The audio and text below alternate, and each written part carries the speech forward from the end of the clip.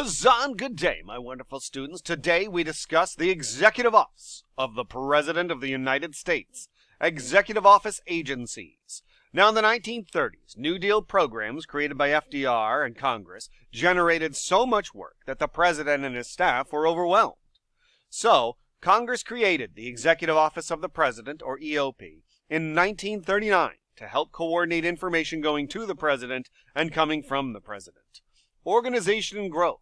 The EOP currently has more than 1,500 full-time employees and has grown rapidly for three reasons. Each president has reorganized it to their liking. Problems have been so complex that the president wants expert advisors, so they hire more on.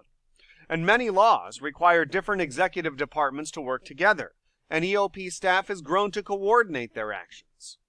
The Office of Management and Budget prepares the budget that the President presents to Congress. Each year, all the executive agencies submit their budgets to the OMB for review.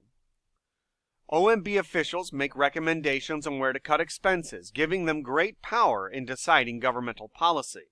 They also review all the legislative proposals of the executive agencies to make sure they are in line with the President's objectives.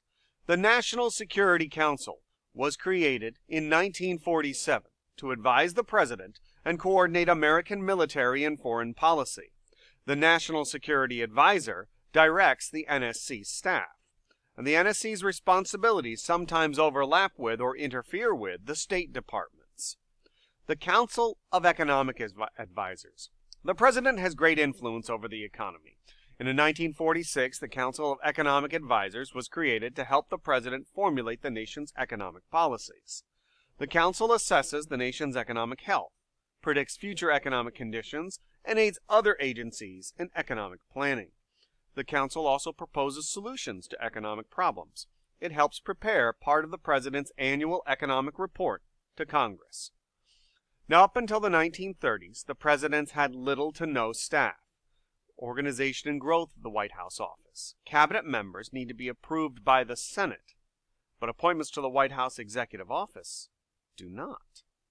Most members of the White House office are longtime supporters of the President.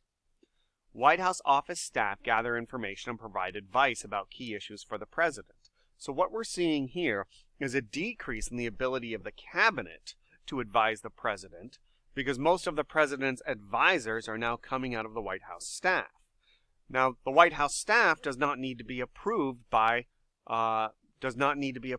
Congress, which in turn then decreases the power of checks and balances because more of the decisions are being made by the White House staff. Top members of the White House staff make sure the executive agencies and departments carry out the President's directives, and some staff members handle press relations or relations with Congress. Key aides decide which people and information get through to the President. The President's time is very valuable, and they can't just open the door for any random person who comes in off the street. So, those key aides meet those random people who come in off the street and decide what actually gets through to the President. Recent presidents have given their staff more authority over policymaking, and now more decisions are being made in the White House Executive Office than in the federal agencies that actually carry out the executive branch. And that is some of the concerns people have about the growth of the power of the Executive Office. And I hope you enjoyed this slideshow.